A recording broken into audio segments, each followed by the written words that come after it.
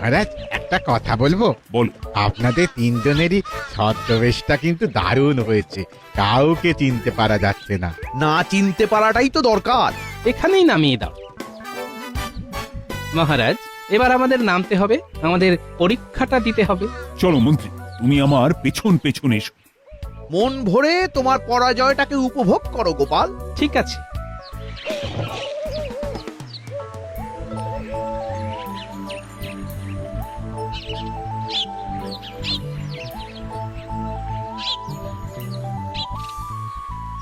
ও ভাই, একটা কথা জিজ্ঞাসা করব। করুন না, কি জিজ্ঞাসা করবেন করুন। তুমি কৃষ্ণনগরের নাম শুনেছো? শুনবো না, খুব ভালো রাজ্য। কিসে ভালো? মানে কৃষ্ণনগর নামটা শুনলে কি মনে হয়? কিসের কথা মনে পড়ে? সরভাজা আর মাটির পুতুল আর আর কৃষ্ণচন্দ্র রায়। কি ঠিক বলেছি? সেইটা আবার কে? মানে কৃষ্ণনগরের রাজা। ও রাজা টাজার নাম জানি না, চিনি না। আমি তো গোপাল ভাঁড়ের নামটা বলতে যাচ্ছিলাম।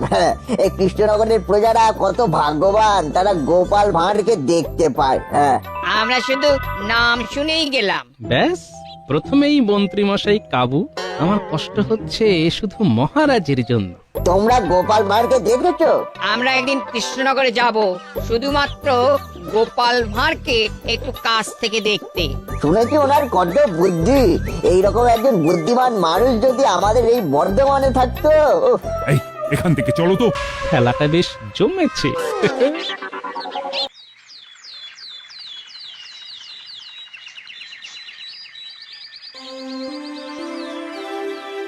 পণ্ডিত মশাই, এই শ্লোকটার অর্থ বুঝতে পারছি না। কোন শ্লোকটার কথা বলছিস? স্বদেশে পূজ্যতে রাজা, বিদ্যান সর্বত্র পূজ্যতে। শোন সবাই, মন দিয়ে শোন। বিদ্বান ব্যক্তির সম্মান সব জায়গায়, বিশ্বের যে কোনো স্থানে বিদ্বান ব্যক্তি পুজো পায়, কিন্তু রাজা শুধু স্বদেশেই সম্মান পায়। দেখতে এলাম পণ্ডিত। কিরকম লেখাপড়া চলছে? চলছে, মহারাজের পদোন্নতায় ভালোই চলছে। এখন কি পড়ানো হচ্ছে? শ্লোক আর শ্লোকের ব্যাখ্যা। এখানে ঢুকতে ঢুকতে শুনলাম তুমি বলছো বিশ্বের যে কোনো জায়গায় শুধু বিদ্বান ব্যক্তিরাই সম্মান পায়। মহারাজ শুধু স্বদেশেই সম্মান পায়। কি বাজে কথা! এ কথা শোনাও পাপ। আচ্ছা পণ্ডিত মশাই, আপনার কথা মতো ওই মহারাজের কোনো সম্মান নেই, এটা আপনি বলতে পারলেন? বলতে মুখে বাঁধলো না। মহারাজের অর্থ সাহায্যে তোমার পণ্ডিতি চলছে, আর সেই মহারাজকেই তুমি ছোট করছো পণ্ডিত। আপনার কোথাও ভুল হচ্ছে মন্ত্রী মশাই। পুঁথিতে যা লেখা আছে আমি সেটাই বলেছি, পুঁথির বাইরে আমি কিছুই বলিনি। পুঁথিতে যা লেখা আছে তা সব সময় বলতেই হবে, এই মাথার দিব্যি তোমাকে কে দিয়েছে পণ্ডিত? তুমি নতুন কিছু বলো। কি বলবো? বইতে যা লেখা আছে ঠিক তার উল্টো বলবে, কেমন? ভুল শেখাতে আমি পারবো না মন্ত্রী মশাই। ঠিক আছে, ঠিক আছে, তোমার সাথে রাজসভায় কথা হবে। হ্যাঁ, আমি এখন চলি। চল বটা ঘটা, চল।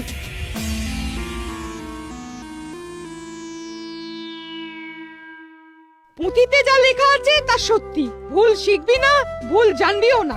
শুনে রাখ, বিদ্বান ব্যক্তির সাথে কখনো কারো তুলনা হয় না। যারা প্রকৃত বিদ্বান তাদের সম্মান সারা বিশ্ব করে।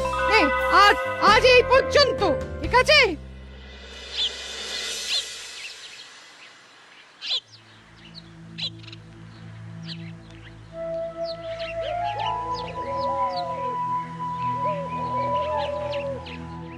কি রে, তোরা এমন ভাবে মুখ ভার করে আছিস কেন? কি হয়েছে? হ্যাঁ, আজ পাঠশালায় মন্ত্রী মশাই এসেছিলেন, তারপর পণ্ডিত মশাই আমাদের পড়াচ্ছিলেন।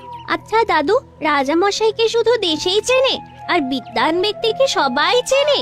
হ্যাঁ, বিদ্বান ব্যক্তির কদর সর্বত্র, তাতে মুখ ভার হবার কি হলো? মন্ত্রী মশাই পণ্ডিত মশাইকে বললেন যে বইতে যা লেখা আছে তার উল্টো পড়াতে। বুঝলাম, তার মানে মন্ত্রী মশাই ওখানে গিয়ে পণ্ডিত মশাইকে হুমকি দিয়ে এসেছেন। তোরা কিছু চিন্তা করিস না, ও আমি দেখে নিচ্ছি। ও গোপাল দাদু, এবারে আমাদের পাঠশালায় সরস্বতী পুজো হবে তো? হবে না মানে? হতেই হবে। তোরা যা, শান্তি মনে ঘরে গিয়ে পণ্ডিত মশাই যা বলেছেন সেটা হবার চেষ্টা কর, দেখবি মা সরস্বতীর কৃপা পাবি। চলি রে। ব্যাস, আর চিন্তা নেই। গোপাল দাদু যখন বলে দিয়েছে তখন আমাদের পুজো হবেই।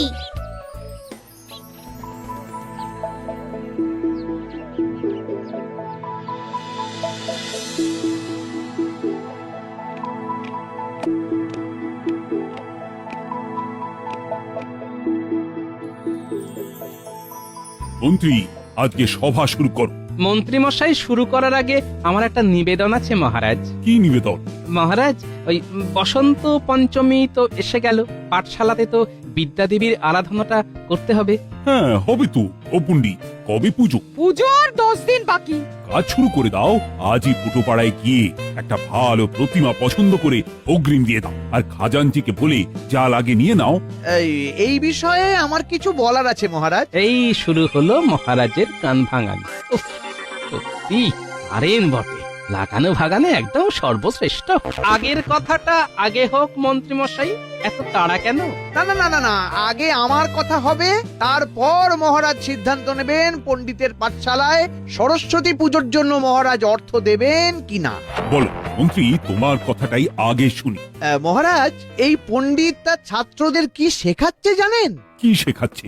আপনাকে অশ্রদ্ধা করতে, অসম্মান করতে। বলে কিনা রাজা শুধুমাত্র নিজের দেশেই সম্মান পায়, আর এই পণ্ডিত সারা বিশ্বে যেখানেই যাবে সেখানেই পুজো পাবে। ভাবুন। পণ্ডিত, তুমি বলছো এই কথা? পুটি একটা শ্লোকের অর্থ জানতে চেয়েছিল। স্বদেশে পূজ্যতে রাজা, বিদ্যান সর্বত্র পূজ্যতে। এর গুড়ো অর্থটাই আমি বলতে চেয়েছিলাম। দেখুন মহারাজ, দেখুন আপনার সামনে আবার বলছে স্বদেশে পূজ্যতে রাজা। এই কথাটার বাংলা করুন। ভালো করেছো মন্ত্রী, আমাকে সাবধান করে দিয়ে। আমি তোমার প্রতি খুব প্রসন্ন হয়েছি। এবার কি করা যায় বলো তো মন্ত্রী? তোমার অভিমত জানাও। পাঠশালার অনুদান বন্ধ করে দিন মহারাজ। শিক্ষা খাতে আর একটা মোহরও আপনি ব্যয় করবেন না। পণ্ডিত, মন্ত্রীর কথা শুনলে তো? আজ থেকে তোমার পাঠশালার অনুদান বন্ধ হলো। এ আপনার কেমন বিচার হলো মহারাজ? একদম সঠিক কাজ হয়েছে গোপাল। যে পুঁথি মহারাজকে অসম্মান করে সেই পুঁথির পঠন পাঠনের কোনো প্রয়োজন নেই। মন্ত্রী, ভেড়া পিটিয়ে সমস্ত রাজ্যবাসীকে জানিয়ে দাও যে আজ এই মুহূর্ত থেকে রাজ অনুগ্রহে যেসব শিক্ষা প্রতিষ্ঠান আছে তাদের অনুদান বন্ধ। যথাজ্ঞা মহারাজ।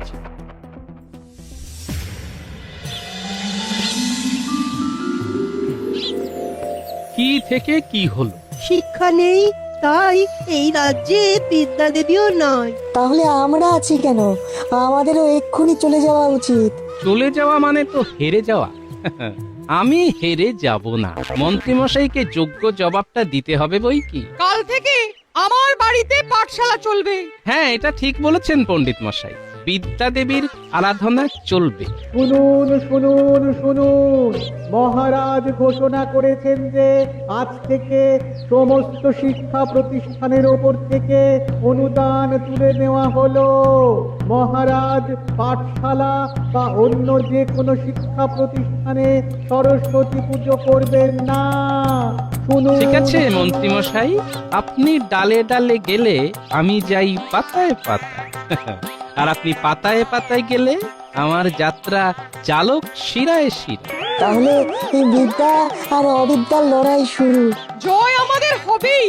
জয় আমাদের পেতেই হবে। বিদ্যা মন্দিরে বিদ্যা দেবীকে পুনরায় প্রতিষ্ঠা করবই করব। পণ্ডিত মশাই, এবারের পুজো আপনার বাড়িতেই হবে, আর পোটোর সবচেয়ে বড় প্রতিমাকেই আমরা পুজো করব। চলো সবাই। কোথায় যাব গোপাল? ফিরবে কি আর কপাল? এখন যাব পোটোর কাছে প্রতিমার বায়না দিতে। মূর্তি কেনার অর্থ কোথায় গোপাল? বায়না করার মতো অর্থ আমার কাছে আছে পণ্ডিত মশাই, বাকি সব মায়ের উপর ছাড়লাম। মা যদি চান তার পুজো হবে, না চাইলে তো আমরা কিচ্ছুটি করতে পারবো না। চলুন, বাকি খেলা কাল রাত সভায় হবে।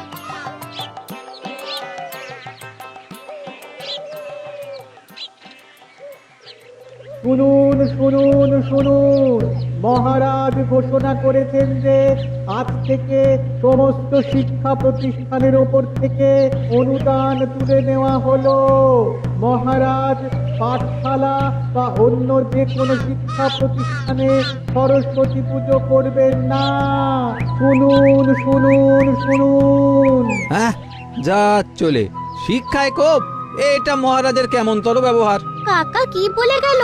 অনেকগুলো কথা তো ঠিক বুঝতে পারলাম না। কোন কথাটা বুঝলি না মা ফুটি? শিক্ষা প্রতিষ্ঠানের উপর থেকে অনুদান তুলে নেওয়া হলো, বাকি কথাগুলো বুঝেছি। মহারাজ আর কোনো পাঠশালায় অর্থ সাহায্য করবেন না। তার মানে আমাদের পাঠশালায় এবার সরস্বতীর পূজা হবে না। কিন্তু গোপাল দাদু তো কথা দিয়েছে যে আমাদের পুজো হবেই। গোপাল দাদু যখন বলেছে তখন পুজো হবেই হবে। আমাদের গোপাল হয়কে নয় করতে জানে আর নয়কে হয় করাতে জানে। ও যখন বলেছে পাঠশালাতে পুজো হবে তখনও হবে। ও তোরা নিশ্চিন্তে থাক।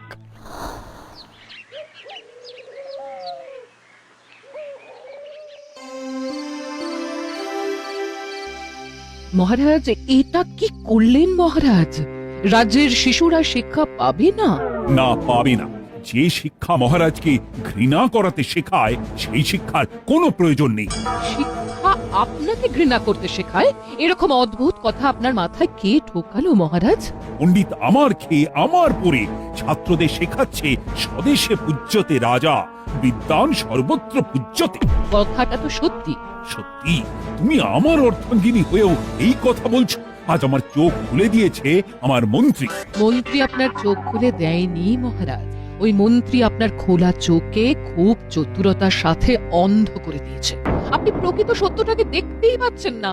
মা সরস্বতীর কৃপাতে আপনার অন্ধ চোখে দৃষ্টি ফিরে আসুক, এই কামনা করি। তুমি কিচ্ছু চিন্তা করো না গিন্নি, এই রাজ্য থেকে মা সরস্বতীকে চলে যেতে দেব না, কিছুতেই দেব না। তোমার হাতে কিছু ক্ষমতা আছে? বেশি কিছু করলে মহারাজ তোমাকে এই রাজ্য থেকে বার করে দেবেন। সে উনি বার করে দিতেই পারেন, কিন্তু তাতে উনি জিতবেন না গিন্নি। ভুলে যেও না গিন্নি, রানীমা আছেন আমার পক্ষে। আমাদের সরস্বতী পুজো হবে তো? হবে না মানে? হতেই হবে। দেখ না তোদের গোপাল দাদু কি করে। কিছু বুদ্ধি এসেছে না গো? মা সরস্বতী তো আর কৃপা করলো না, তাই বিদ্বান হতে পারলাম না। কিন্তু তিনি একেবারে নিরাশ করেননি, বুঝলে।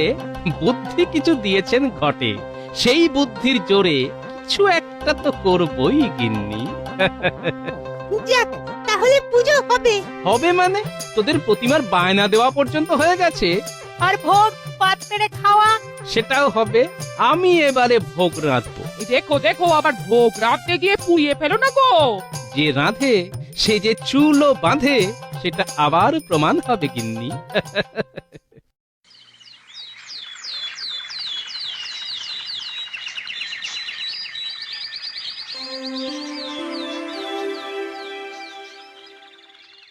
মহারাজ, কাল যে কথাটা নিয়ে এত আলোচনা হলো, সেই কথাটা নিয়ে একটা পরীক্ষা হয়ে যাক। কি পরীক্ষা?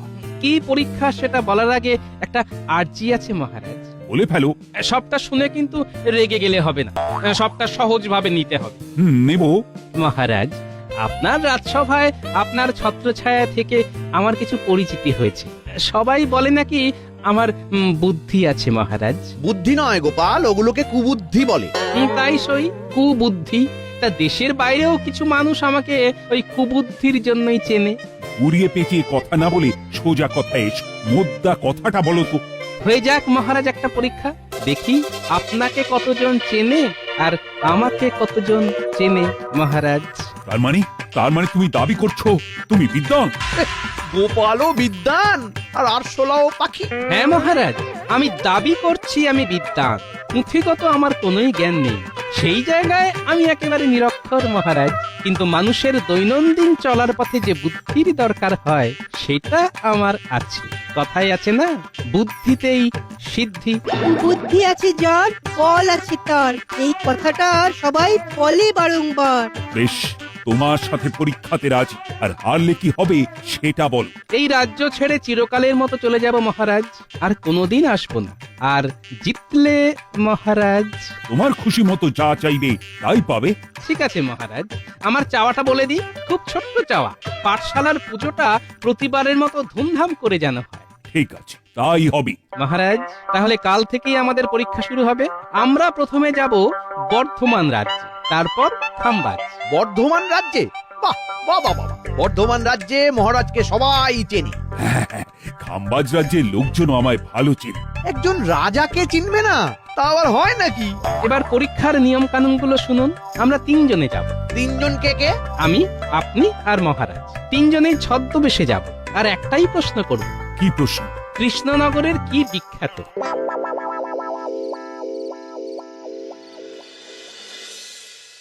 কাল কত সকালে বেরোবে? যত সকাল সকাল হয় গিন্নি। তুমি নিশ্চিত জিতবে? হ্যাঁ গিন্নি, জিতবই জিতবো। এই জেতাটা কৃষ্ণনগরের জন্য খুব জরুরি, বুঝলে? মহারাজের একটা মিথ্যে অহংকারের জন্য বাচ্চা বাচ্চা ছেলেদের কাছে শিক্ষা পৌঁছবে না। এটা হতে পারে না গিন্নি। খুব অসম লড়াই করতে নেমেছে গোপাল, আমার কাছে হেরে ভূত হবে। এই প্রথমবার আমি আপনার পরাজয় চাইছি। এই রানী, আমি জিতলে তুমি নিশ্চয় খুশি হবে। অবশ্যই। কি আর করব, আপনাকে মিথ্যে বললাম। আপনি কাল কখন রওনা দেবেন মহারাজ? সূর্য ওঠার পর। এতদিনে গোপাল নিজের পায়ে কুড়ুল মারলো। করে গোপাল হেরে যাক এটাই চাই। হারবে তো বটেই। গোপাল বিদেয় হলে কত নতুন নতুন ভাবনা আছে, সেগুলো সব পূর্ণ করতে হবে। চলো গিন্নি, আজ একটু তাড়াতাড়ি শুয়ে পড়ি, কাল খুব সকাল সকাল বেরোতে হবে না?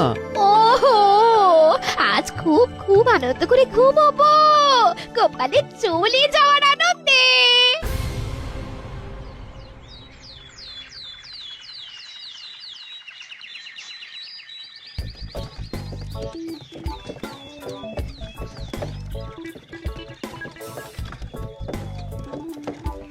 মহারাজ, একটা কথা বলবো? বল। আপনাদের তিনজনেরই ছদ্মবেশটা কিন্তু দারুণ হয়েছে, কাউকে চিনতে পারা যাচ্ছে না। না চিনতে পারাটাই তো দরকার। এখানেই নামিয়ে দাও। মহারাজ, এবার আমাদের নামতে হবে, আমাদের পরীক্ষাটা দিতে হবে। চলো মন্ত্রী, তুমি আমার পেছন পেছন এসো। মন ভরে তোমার পরাজয়টাকে উপভোগ করো গোপাল। ঠিক আছে।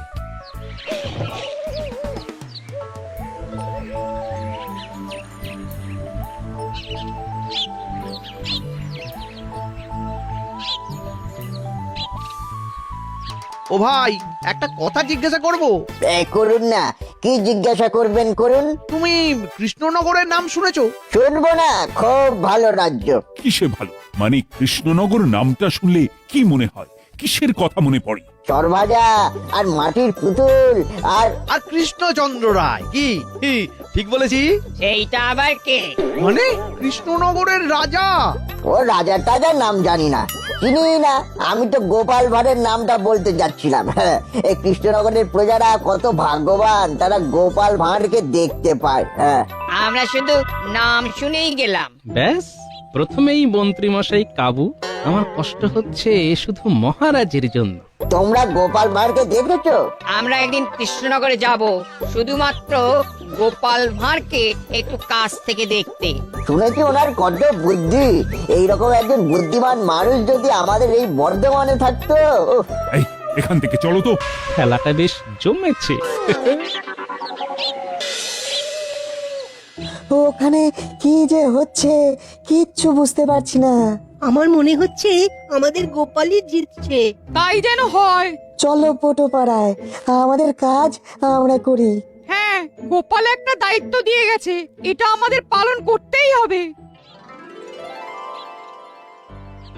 মনটা খুব ভালো লাগছে, বুঝলি? আরে আমারও সকালবেলা একটা স্বপ্ন দেখে ঘুম ভেঙেছে। ভোরের স্বপ্ন কিন্তু সত্যি হয়। কি দেখলি? কি দেখলাম?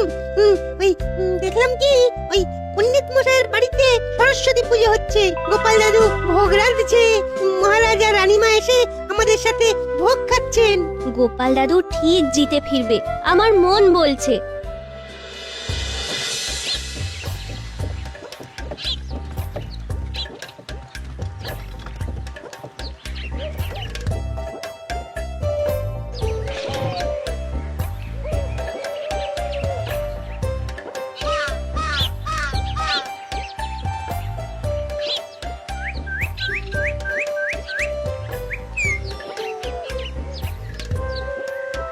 এই যে ভায়া, যাচ্ছ কোথায়? আগে কাজে, আমার এখন অনেক কাজ। আমরাও কাজে এসেছি, আমাদেরও অনেক কাজ। দেখে তো মনে হচ্ছে না। তুমি এরকম বিটকেল গলায় হাসলে কেন? না হাসার কি আছে? যারা এই রকম কাজের সময় অন্যের সময় নষ্ট করে তাদের দেখে হাসাই উচিত। ওরে বাবা রে, এই যে দেখি মারাত্মক ব্যস্ত মানুষ। বাবা, এনাকে ধন্যবাদ দিয়ে ছেড়ে দাও। ছেড়ে দাও মানে? আমাকে ডেকে যখন দাঁড় করানো হয়েছে তখন এনার কি দরকার তা না জেনে তো ছাড়বো না। জমে গেছে, জোকের মুখে একেবারে নুন। আমার আর কোনো প্রয়োজন নেই। তুমি যাও যাও যাও যাও তোমার কাজে যাও। তোমরা তো ভারী অদ্ভুত, যখন কোনো কাজ নেই তখন আমাকে দাঁড় করালে কেন তার উত্তর দাও। ঠিক আছে, নাও প্রশ্ন করো। দুটো প্রশ্ন করব। আচ্ছা, আমাকে কি তোমার ছাত্র বলে মনে হলো?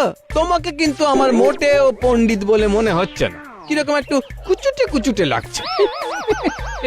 ইয়ে কৃষ্ণনগরের নাম শুনলে তোমার কি মনে হয়? তা তোমরা কোত্থেকে আসছো বলো তো? আমরা কৃষ্ণনগর থেকে আসছি। তোমরা তো আচ্ছা বোকার হদ্দ, সেই কৃষ্ণনগর থেকে এই খামবাজে এসেছো এই কথাটা জিজ্ঞেস করতে? তোমাদের মতন বোকা লোকেদের মাঝে যে গোপাল ভাঁড়ের মতন বুদ্ধিমান মানুষ কিভাবে এলো কে জানে। বোকার হদ্দ। ছাড়ো।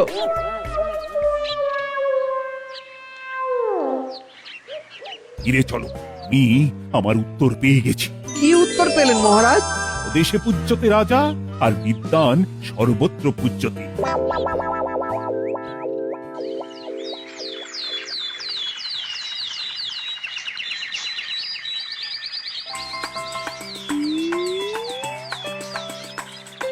অবশেষে পুজো হলো গোপাল। সবই আপনার জন্য রানীমা। না গোপাল না, তুমি প্রমাণ করলে যশস্বী মানুষ, বুদ্ধিমান বিদ্বান ব্যক্তিরাই পুজো পায়। রানীমা, আমি নিরক্ষর, মা সরস্বতীর কৃপা আমি পাইনি, তাই আমি চাই রাজ্যের প্রতিটা বাচ্চা যেন শিক্ষিত হতে পারে। মহারাজকে হারিয়ে আমি খুশি হইনি রানীমা। কিন্তু মহারাজের পরাজয়টার প্রয়োজন ছিল। ওং ওইং সরস্বত্যই নমঃ। মহাপূজার পুষ্পাঞ্জলি সমাপ্ত। নাও নাও সবাই মায়ের কাছে প্রার্থনা করো। মা, আমাকে জ্ঞান দাও, ভক্তি দাও, অবিদ্যা দূর করো, আমায় মানুষ করো। মা, আমাদের জ্ঞান দাও, ভক্তি দাও, বিদ্যা দূর করো। ও মা, মা গো, আমাকে সত্যিকারের জ্ঞান দাও। আমি তোমাকে অনেক অনেক অপমান করেছি পণ্ডিত। আমি তোমাকে অনেক ভুল কথা বলেছি, ক্ষমা করে দিও। একদম সঠিক কথাই পুঁথিতে লেখা আছে পণ্ডিত। আজই দেবীর কাছে প্রতিজ্ঞা করছি, বিদ্যা মন্দিরে এই বিদ্যা দেবীকেই স্থাপন করব। সাধু, ওং নমঃ।